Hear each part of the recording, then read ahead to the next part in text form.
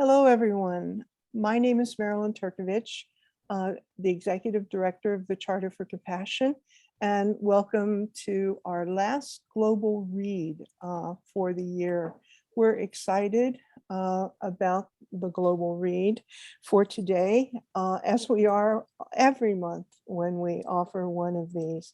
And today we are excited, as I said already, about having Redker Bregman with us with his book, Humankind. And it has been a controversial book. It has been one that has received a lot of outstanding recommendations. For example, the New Yorker has called it lively, the Forbes magazine convincing, People magazine, a riveting pick-me-up. And as you can see from the screen, it's been longlisted for the Andrew Carnegie Medal for Excellence in Nonfiction.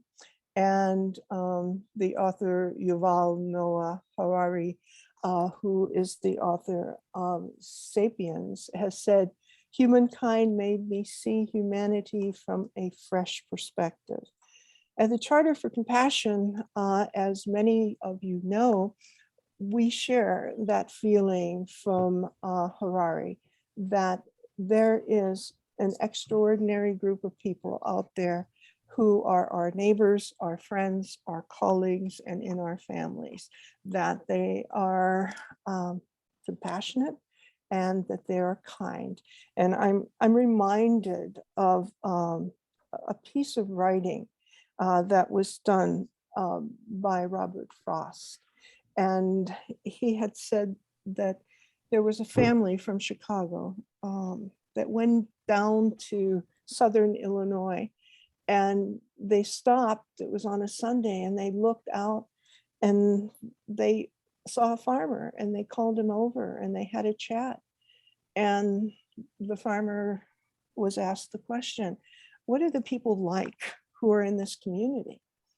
And the farmer said, they'd just cut your throat if you turned your back. They'd steal from you. They're horrible people. And the farmer then said to the people from Chicago, "What are they like where you're from?" Same, they're the same. Another Sunday, same family, another trip down south in Illinois. And the question with finding a new farmer and doing some work was asked, "What are the people like where you're from?" And the farmer said, "Oh, they would give you the shirt off their back. They're there whenever you need help. They're just wonderful people." And the farmer in conversation said, "What are they like where you're from?" And the man said, "They're just like they are down here." So we know that the majority of people, as the Dalai Lama has told us, are wonderful people. And Humankind, I think, is going to be a great conversation today. I'm going to introduce you to Cynthia LeGroux, who has been with the Charter as a lead volunteer for a number of years. She runs an organization called Films for the Planet. You'll be able to see much more of Cynthia's work in 2022 because we're offering a film series in 2022 the same way that we do our global read. Cynthia will introduce Redker, and I am going to encourage you to write in the chat any reflections that you might have or questions, so that the last 15-20 minutes or so of the program will be devoted to really answering those questions and those reflections. Okay, I'm going to try and get out of my stop share. And Cynthia, it's up to you now. Thank you.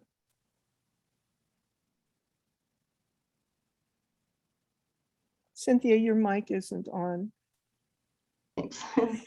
Hello, good people. In these challenging times, do you find yourself losing hope and faith in humanity? Are humans only self-centered, or can we use our inherently good nature to build a better world?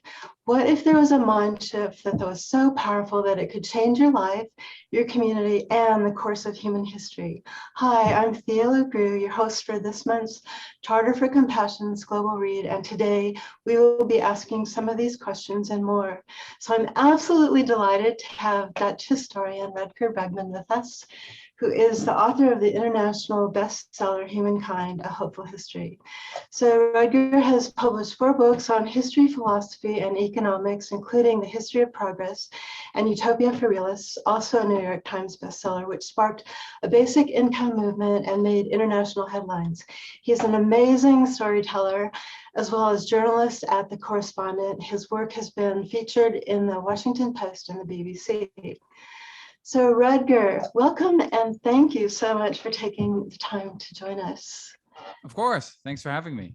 It's great to be with you all. And congratulations, by the way, on your recent milestones with the book. Your appearance on Late Night with Seth Meyers. How cool is that, right? Yeah, that was pretty amazing. And, yeah. Yeah, and your paperback is now newly available in the bookstores. Is there anything else in the works that you'd like to share with us? Well, you know, you're always working on the next book, right? It's actually a funny experience that, you know, when you've published a book and you go on a book tour, you know, you basically have to talk about your past. So in a way, as an author, you often feel employed by your former self. Or to put it a little bit more bluntly, you're a slave of your former self, right? So, so your thoughts have actually already progressed and you're working on new things, but you got to go back again and again, which is, I mean, it's a delight and it's a pleasure. But today we'll be talking about the Rutger of, say, 5 or 6 years ago, you know? That was when I was doing the research for Humankind. And I've been working on this book for around 5 years. It was published in 2019 in September. In Dutch, and then obviously it takes a while to translate it. I've got 2 completely brilliant translators, Erica Moore and Elizabeth Manton. You know, I wouldn't be where I am today without them. But that obviously takes some time as well. So it was published last year in May 2020 in English. And then more than a year later, you have the paperback, right? And so then when you're on Seth Meyers to talk about the book, for me, it's already a 2-year-old book, right? But you gotta you gotta sort of pretend that it's completely new. So that's often a challenge as an author. Well, you know, where to start with the book? I mean, Humankind just it masterfully blends history, social psychology, philosophy, and very cool investigative storytelling to challenge our core assumptions about ourselves and our world. And it's not a small task by any means, and revisiting it too, you know, there's so much there. And so, you know, why do we take such a negative view so often of humanity? And who were some of the early thinkers that embedded this into our cultural psyche? And how have these beliefs been either reinforced or challenged over time? I think that's one of the most important questions that I had to answer when I was writing this book. So I would say there are about 4 reasons why we so often assume that most people deep down are just selfish. The first reason is all about the kind of information that we consume every day. So most of us follow the news. I think around 90% of people in the developed world follow the news on a daily basis. And the news I define as, you know, the relentless reporting on bad stuff that happens today, right?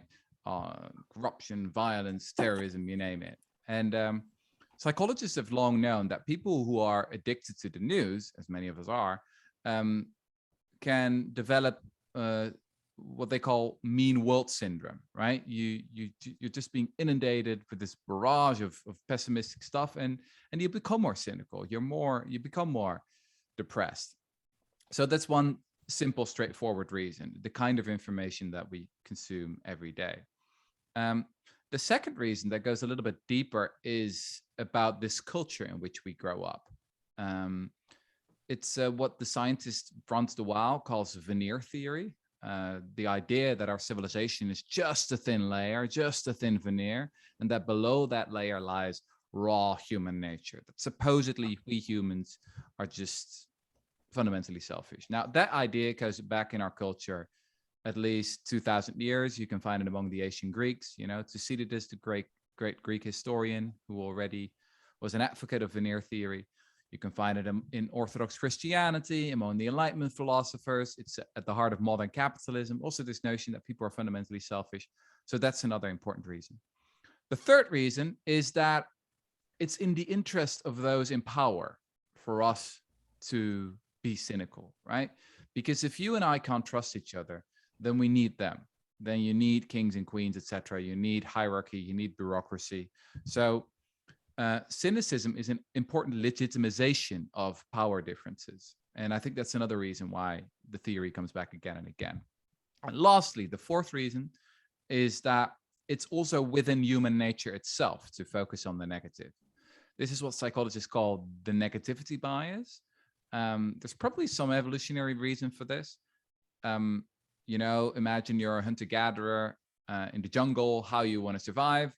Well, it probably is helpful. Well, you'd rather be afraid once too often of a spider or a snake than not afraid, at the crucial moment. So it probably helped us to survive, to focus more on the bad than on the good. But now, in this modern world, as I said, we're being bombarded by pessimistic stories every single day. And so that is really backfiring today. So I think those are at least four really important and powerful reasons why we so often assume that people are fundamentally selfish. So you talked about a couple of thinkers in your book on Hobbes and Rousseau. There's kind of a good contrast there, and Hobbes claimed a rationale for kind of relinquishing our liberty to authority or rulership, that was the way to go. And Rousseau, on the other hand, believed that civil society, urbanization, and statehood more or less enslaved us. One is kind of a hierarchical way of thinking, and the other is more abstract. I believe that Rousseau was a musician or an artist, so that might explain.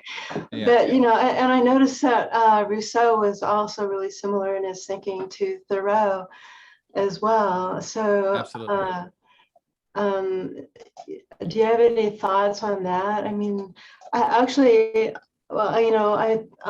and Thoreau really both understood freedom and independence, as well as the importance of our autonomy and relationship to nature. And so you pointed out that archaeological evidence for war appears about 10,000 years ago, coinciding with the development of private property and farming. And so, I'm always wondering how in this civilization we can return to more of a balanced state of nature and more of a matriarchal system or indigenous way of life. And so many people are looking into that, trying to adjust their lifestyle to get back to the garden. One of the great philosophers of that era was Voltaire, the other French philosopher. And there's this funny anecdote. Voltaire had read the book from Jean-Jacques Rousseau. I think it was The Social Contract. And he sent Rousseau a letter. And he said, well, I've read your book, and now I just want to return to the primitive state of nature and walk on 4 legs again, right? And that was basically how Rousseau was seen for a very long time. He's often been dismissed as this naive, primitive philosopher with a romantic idea of human nature, but obviously not a realist at all. And at some point, while I was working on my book, I had this idea of giving it the title "Rousseau Was Right," right? That actually this French crazy romantic philosopher who's so often been dismissed as someone who's totally naive is actually, if you look at the latest evidence we have from archaeology and anthropology, it seems that he was, right on most of the main things, right, that he was writing about. So indeed, one of the big debates in philosophy at the time was between Thomas Hobbes, the British philosopher, who argued that in the state of nature, when we were still nomadic hunter-gatherers, we lived pretty terrible lives, lives that were nasty, brutish, and short. And there was a war of all against all going on. And we were saved from that by hierarchy, by rulers, by civilization, etc. And Rousseau made the opposite argument. He said, no, actually the state of nature is pretty good. It's civilization that's been the poison, right? Civilization has, it's basically destroyed us. It has brought infection diseases, it's brought warfare, it's brought hierarchy, inequality. We should have never done it. And there's this beautiful passage, I write about it in the book as well, in the essay on the origin of inequality. I can really recommend that people just Google it and read the stuff, because it's amazing, right? It was written hundreds of years ago, but it still speaks to us today. And Rousseau was an incredible writer. He was like a great polemicist. He was very good at making other people angry.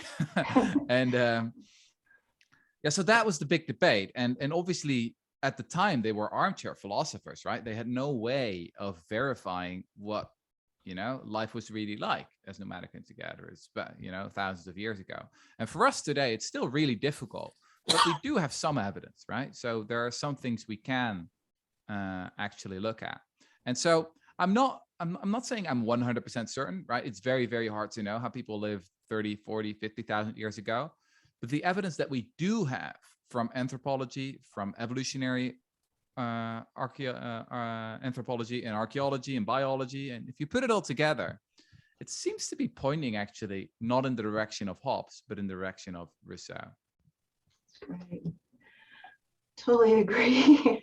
I think a lot of people are waking up to those ideas as well. And so, I love your analogy on the book about two planets, planet A, based on kindness, the golden rule, and enlightened civilization, and planet B, which is self-serving, anthropocentric, which is the belief that we're the center of the universe and all other life forms exist more or less for our exploitation and consumption. And it just seems like there's two end games at stake here, and two parallel universes, and this goes along with what you're talking about with Rousseau and Hobbes. And, it's actually two states of being or consciousness in a way. And I'm just finding that out more and more because I get caught up in the information and the news, and, it's just become so toxic. And so how can we adjust, our orientation to inhabit planet A versus planet B? I mean, what are some of your ideas on that? I think we got to be really careful about the kind of information we consume and the kind of stories that we tell ourselves. So, as I like to say, stories are never just stories. We humans, we become the stories that we tell ourselves, right? Today, we're pretty obsessed, at least many people are pretty obsessed with the kind of food they eat, right? I think, by the way, that many people are too obsessed, just eat plants, as they say, not too much, and you'll be fine. But with information, we're often pretty careless, right? We watch a lot of series on, Netflix or Apple Plus or whatever, that portray certain philosophies that may actually be parasites, in our minds. So recently, we saw the huge success of a series on Netflix, Squid Game. I think it was the most popular series in a very long time. More than 100 million people watched it in just 2 weeks. And the series is a classic example of Veneer Theory. Again, this notion that people deep down are just monsters, or at least just selfish. And that, if you scratch this thin thing called decency or civilization, people show their true colors very quickly. I think the reason why series like that are so popular is not because they tell us anything new. No, it's just more of the same. It's just the same old ideology that we're being brainwashed with from a very early age. And that's why it's so successful. And I think, I'm not saying you shouldn't watch all of that. I mean, I enjoyed watching Game of Thrones. I binge watched it all. So I'm just saying you got to be careful about it. You got to think about what what it does to you and how seriously you want to take it, because the real world we live in is often very different. And in the case of Game of Thrones, I'm not just talking about the dragons that are pretty fake. It's also the human behavior itself. So, for example, if you think about how violence is portrayed on TV, it has very little to do with real violence in the real world. So often, if you watch a movie or a series, it seems to be the case that people find it really easy to be violent, right? And that they enjoy it, or it can even be contagious and addictive, etc. And that people sort of intuitively know how to do it. You just draft a soldier, put the soldier in a war situation, and immediately the soldier shoots to kill. Well, that is complete fiction, because we know from a lot of historical and psychological evidence that actually most people find it very hard to be violent. If you, for example, look at soldiers, I've got one chapter about this obviously in the book. Soldiers during the First World War, the Second World War, well, most of these average drafted soldiers, they couldn't fire their guns, and they came up with all kinds of excuses to get away from the battle. If you look at the kind of weaponry that's been used mostly in wars, it's the kind of weapons that make it psychologically easier to kill, right? Most victims are caused by artillery fire instead of bayonets, for example. This was a real, eye-opener for me to realize that most bayonets throughout history have probably not even been used, because most people can't do it. Now, you can be brainwashed, you can be conditioned, right? People can be pushed into a direction where they, can do the most horrible things to one another. In a way, we humans can be one of the cruelest species in the animal kingdom. But that's not, immediately in our nature. It takes a lot of effort to get that out of people. And I think that, very often the entertainment that we consume conveys the opposite message, that is completely wrong. But yeah, I guess it's good entertainment for people or something like that. But it has very little to do with reality. Yeah, I'm one of those sensitive types, and I can't go, if it's too violent or strange, I end up having too many nightmares, or it just really tweaks your brain. And it's like, no, I've learned to stay away from certain things. It's just, that's great for other people if they can handle it. But Yeah. You referred to like negativity bias a lot throughout the book, and I recently saw this infographic. I don't know if you've seen this, but it's got 180 types of cognitive bias. And I can identify like negativity bias, or as an activist, I'm really driven by confirmation biased. And I noticed that those negative bias and what you call the mean world syndrome, it really shuts down one's creative potential. Because I'm a creative person, and if I get so wrapped up in it just shuts everything down. And so, and the book really helps shake loose some of those negative biases. So, thank you. Well, that's good to hear. And children, are a blank slate, yet bias is such a subtle thing. It's very unconscious. So by the time that we're adults, we're not even aware of how many biases we've accumulated, maybe more than 180. So so this whole idea of the toxic news environment, I couldn't agree more. The news plays a very intentional role in shaping public opinion and forming our bias. And so it's so subtle and unconscious so many times. And well, you're saying a couple of interesting things here. So I don't think we humans are born as blank slates. We are an extraordinarily flexible species. So culture is incredibly important. In a way, you could say it's in our nature to be cultural. And a lot of things that people believe is just natural are in fact, cultural things.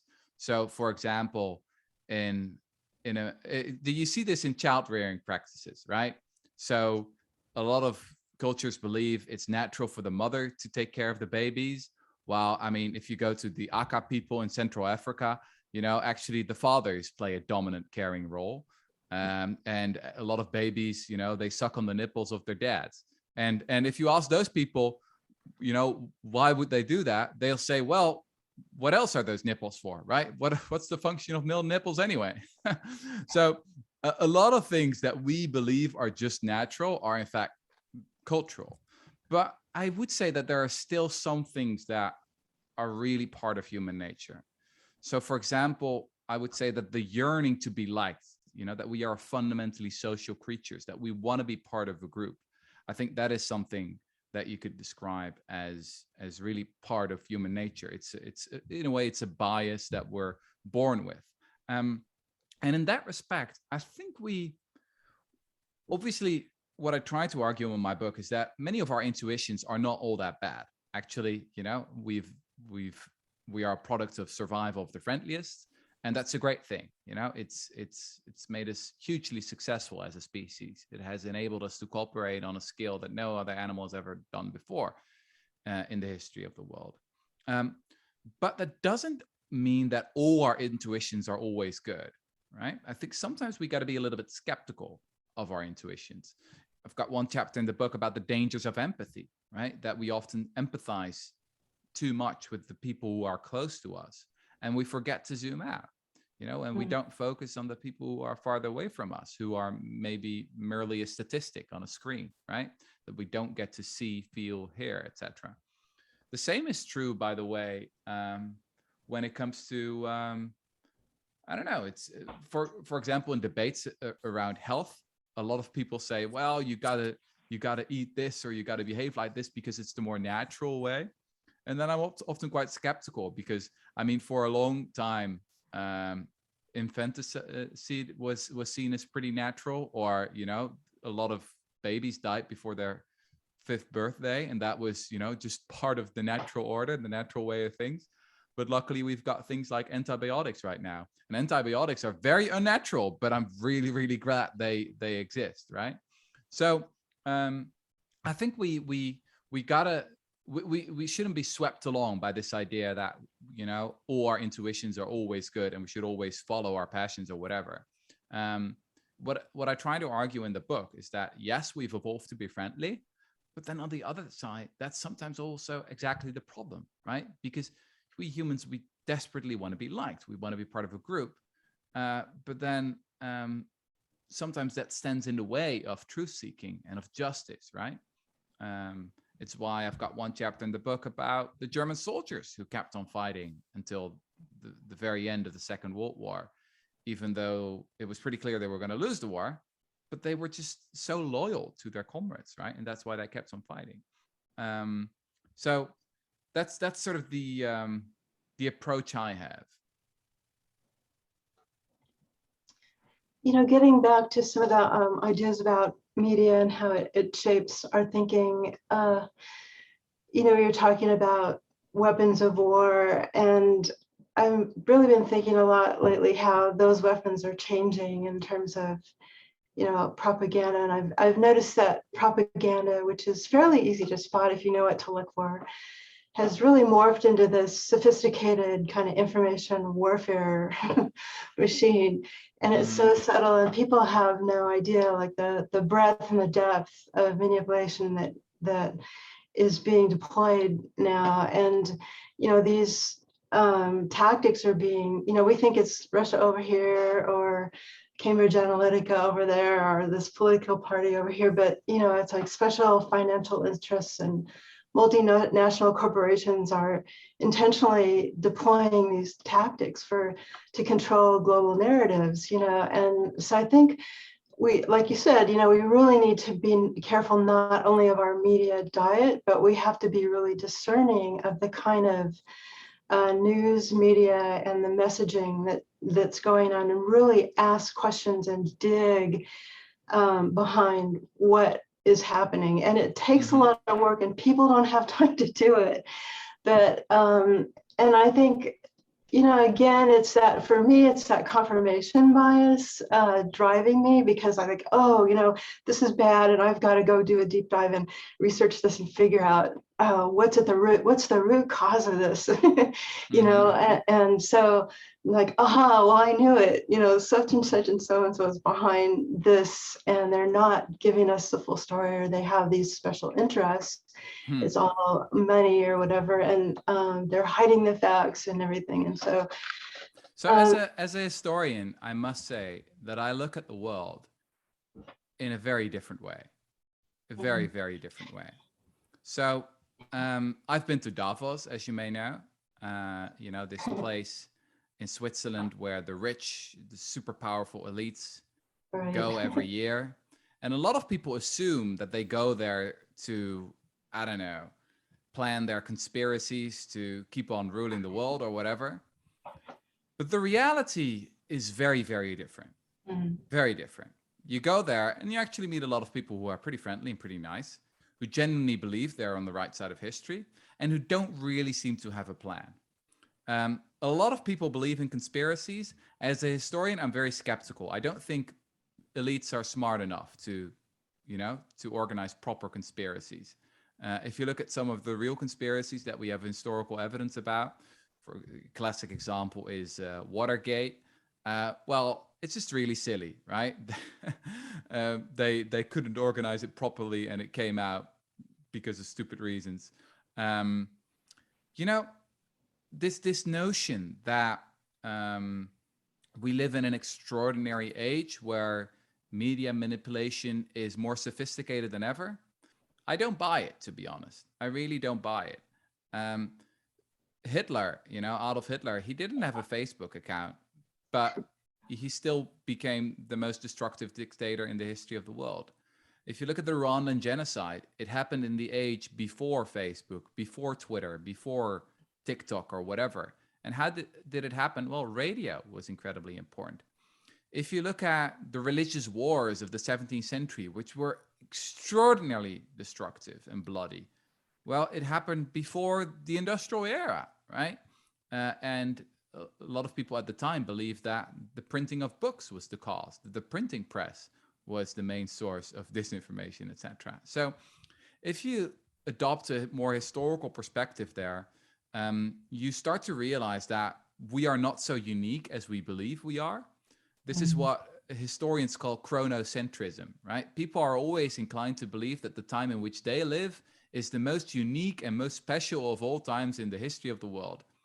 But maybe that's a little bit narcissistic. Maybe we've been here many, many times before, and maybe it's not all that special. Maybe many of these dynamics that we see are actually pretty common. So I think that what poisons our societies is actually not happening in the shadows. It's not secret or anything. You can just see it happening every day, right? So, for example, you mentioned Cambridge Analytica. A lot of, you know, highly educated progressives believe that Cambridge Analytica was behind the election of Donald Trump and blah, blah, blah. Actually, what didn't make the newspapers was something, you know, they found out later, is that with the data of Cambridge Analytica, actually a good friend of mine has done some research on this. You know, with the data set they had, you couldn't even predict the gender of people because they only had like the Facebook profiles of some people. And on average, these people had 10 likes, you know, and we are supposed to believe that with that information, you could micro target people and send them the right kind of videos and therefore manipulate them so they would vote for someone they wouldn't actually want to vote on. It's just a silly conspiracy theory. How do you explain the rise of someone like Donald Trump? Well, we have got pretty conventional and much more convincing explanations, like, for example, the existence of CNN, right? CNN kept going on about Trump and they didn't hide it. They were quite explicit about it. And they explicitly said, this is great for ratings. You know, the boss of CNN at the time said, Trump has been the greatest gift to us, you know, in years. And if you've seen what happened, you know, since the election of Joe Biden, well, CNN's ratings have plummeted because politics has become boring once again. So this is not a conspiracy. It's a fairly straightforward thing that we could all see happening before our eyes. Just journalists were being obsessed with Trump because he was great entertainment. And you need the clicks, you need the views. so that people will watch the ads and you'll make money, etc., etc. But it's happening before our eyes. You see, it's not, you don't need some weird Cambridge Analytica theory to explain the phenomenon. It's something that happens in broad daylight, and we're all part of it. So, you mentioned media scientist George Gerbner and the quote, "He who tells the story of a culture really governs human behavior, and it's time that we told a different story." So again, it always circles back to really telling the positive stories. And I think that you've done something that most people don't do. You're kind of like the Sherlock Holmes, only looking for the good guy, right? And everybody else is out looking for the bad guy, trying who to blame. Yeah. And I was so captivated by the story, The Real Lord of the Flies with Captain Peter Warner. And I was scrolling through your Facebook page the other day, and I noticed that he had passed away. And I just wanted to send my sincere condolences. What a great human, and what a great story.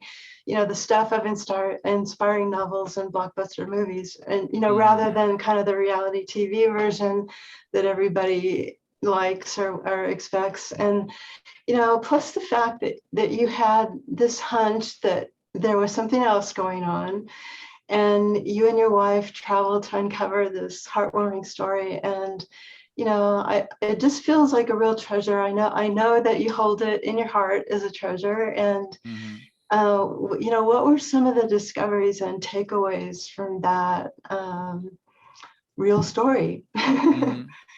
Well, this has been one of the highlights of my career so far. It's been extraordinary to experience that. You ask a very simple question: has it ever happened? Has there ever been a case in all of world history where real kids shipwrecked on a real island, and how did they behave? And I went on a long journey to find these men who were 13 to 15 years old at the time, and who are now around 70 years old. 2 of them have passed away, 4 are still alive. And I had the extraordinary privilege to meet Mano, one of the boys of the island, and Peter, who was one of the captain who rescued them. And what was so extraordinary was to witness their friendship. They had really developed a bond. They had become soulmates in a way. For 50 years, they stayed together and stayed friends. And yes, it was heartbreaking. It's just last year, Peter Warner went out to sail again. He was 90 years old, but he just couldn't stop. This was a man who lived on the sea. It was basically his destiny. And he was swept overboard by a wave with a wind. And so that's actually the way he passed away. And obviously Mano, his best friend, was really, really sad about it. And so Peter won't get to see, or maybe up in heaven, if people believe in that. But there will be a movie, a big Hollywood movie actually now about the story. And that's really one of the, as I said, one of the highlights of my career. It's a small story. It's a story of just 6 boys who survived together. It's not a scientific study or anything. I'm not sure if we can generalize from it. I'm not even sure if it tells us anything about human nature, but it is an incredibly hopeful and uplifting story that I think is a story for the ages. And what I'm so glad about is that now whenever a teacher, an English teacher, wherever in the globe, says to his students or her students, you got to read Lord of the Flies, is that the odds will be pretty high that some smart student will Google Lord of the Flies and will discover the real story of the real Lord of the Flies, which is pretty much the opposite of the novel. So I don't know, that will be the case for years, for decades, maybe forever. I've tainted the fictional Lord of the Flies with the much more hopeful Lord of the Flies. So yes, William Golding will be turning in his grave because now forever, whenever people start telling about, oh, it's such an impressive novel, blah, blah, blah, someone else will say, well, actually, it did happen once for real. And these kids, they behaved in a very, very different way. So yeah, that's really been extraordinary. And I very much look forward to see the movie in the cinema. They're working on the script right now. So maybe in a couple of years from now, it'll be there. Wow, that's so fantastic. I mean, that's a story in itself, right? It's beautiful. Yeah, that's the treasure. So, I mean, there's so many great anecdotes in the book, and equally captivating is the Easter Island story that was originally told by Norwegian explorer Thor Heyerdahl, who's a really good marketer.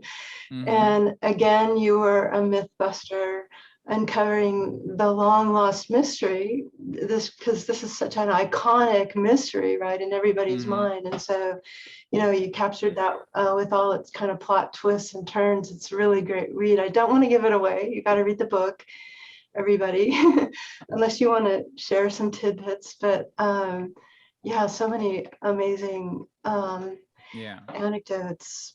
I could answer a couple of the questions that are in the chat if that's if you think that's a good idea.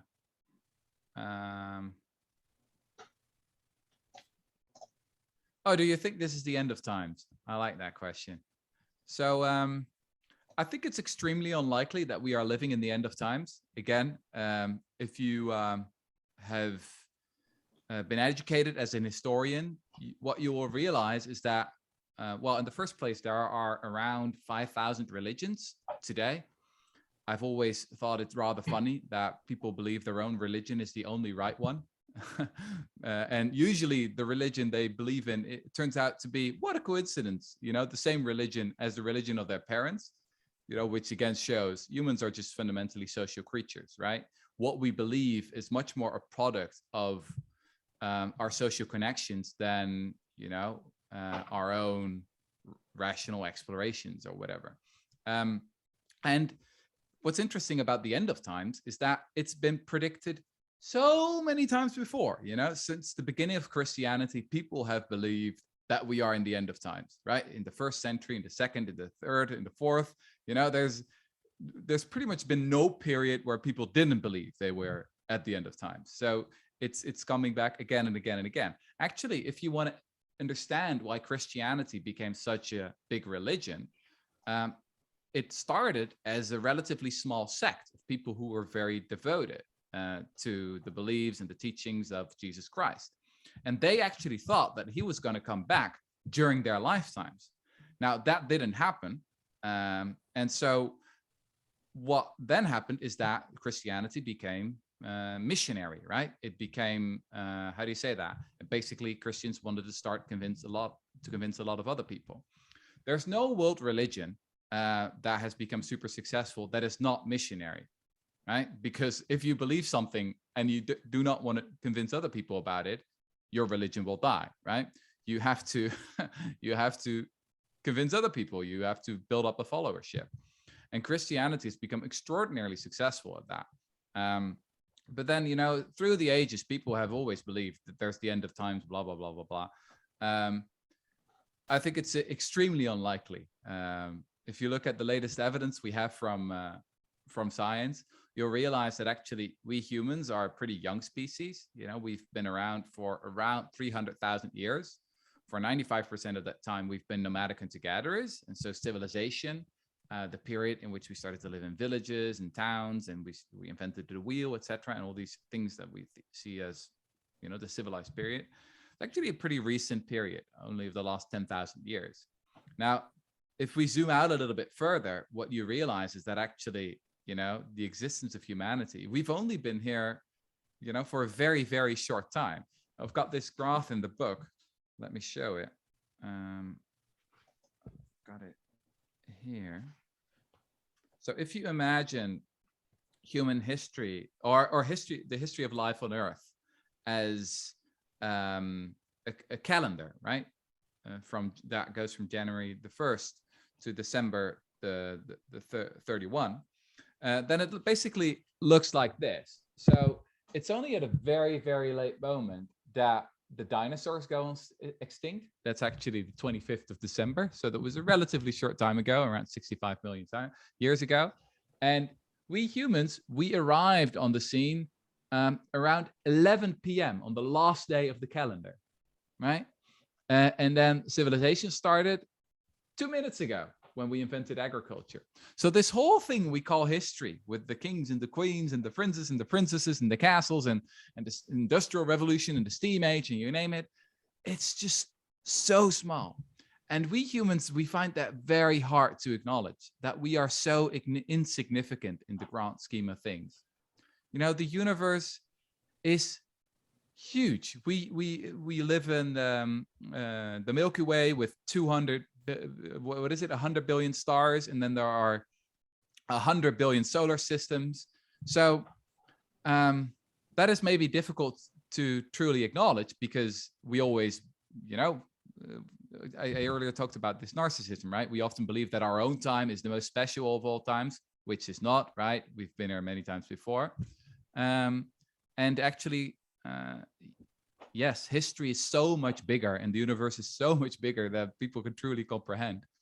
Is that no, it's extremely unlikely that we live in the end of times. And I think that the assumption, that the fact that a lot of people think that, is a little bit narcissistic. It's a little bit, you assume that you live in such extraordinary times, but you don't actually. You're not so special as you think you are. I know, I love the, when you think of time space, it's just, we're just such a nanosecond. It's so hard to imagine. And in a lot of ways, it's kind of, I find it comforting. I don't know why. It just... Yeah, some people find it comforting. Some people find it depressing. You know, it's, if you think that meaning comes from, I don't know, eternal truths or something like that, you know, that meaning comes from the gods or from up above, then it can be pretty depressing to realize that we live in this huge universe, that we live, you know, that we are just a small, you know, insignificant thing in the grand scheme of things, right? Because if you look at the main world religions, humans are incredibly important, right? And I think that's actually one of the fallacies of the main world religions, is that humans are presented as the center of the universe, right? And God created humans to rule over, you know, all the other animals. And I think that's been incredibly hubristic and arrogant. And actually, you know, some of the really bad stuff that is happening now in terms of the extinction of a lot of species and climate change is a result of that arrogance. Right. But you can also see it as you say, as liberating. That indeed, maybe the stuff that we worry about, also just the daily stuff, isn't all that important, you know? Maybe this sounds silly, but sometimes in my life, when I'm really frustrated, or when something didn't go too well, or I made a fool out of myself during an interview, or even on television or something like that, I think about the stars, and I think about how completely unimportant I am in the grand scheme of things. And in a way, that's comforting. Rutger, there are a couple other questions that have popped up, some from the very beginning. One is, can you speak to biologist Richardson Dawkins' The Selfish Gene? Yes. Yes. So this was one of the most important books published in biology in the 1970s, The Selfish Gene.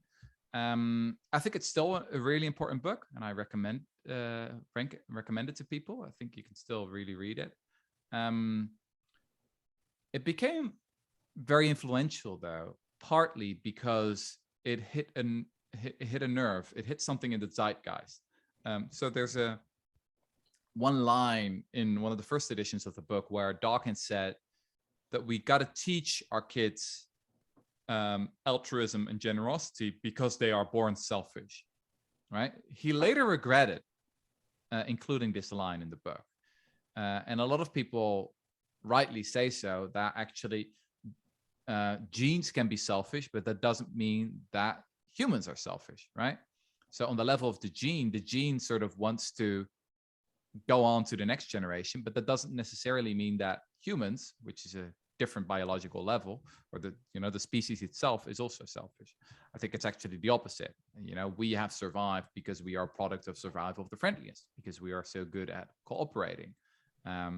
It's what one biologist has called not the struggle for survival, but the snuggle for survival, right? So during the Ice Age, if we wanted to survive, we needed friends to stay warm. It was a very tough environment. And if you were alone, it wasn't a very high chance that you were gonna survive.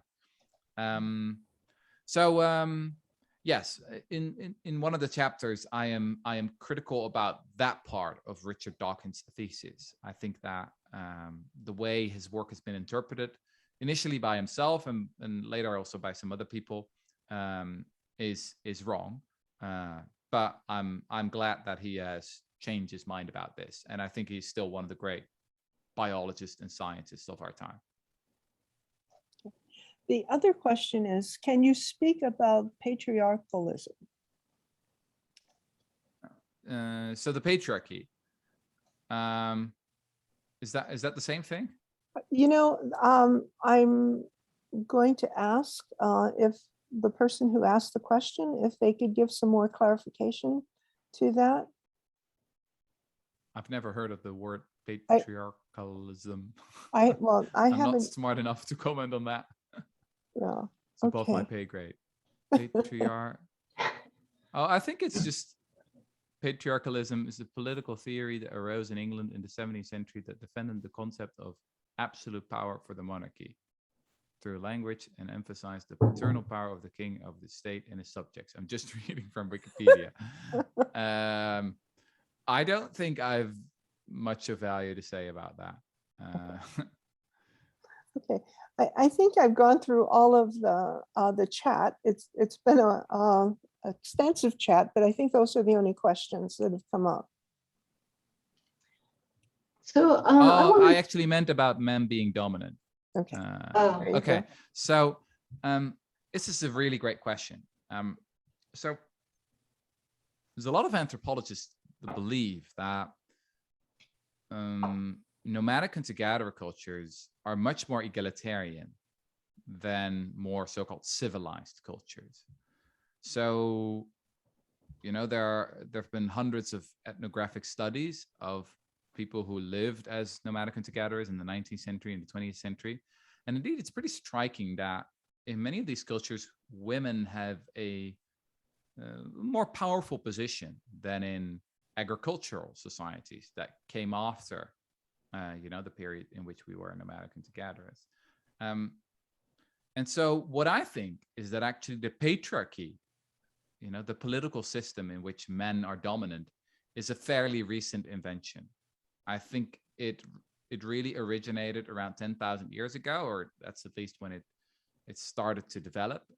And it's very much connected to the age of warfare, the age of sedentism, in which we lived in villages and towns instead of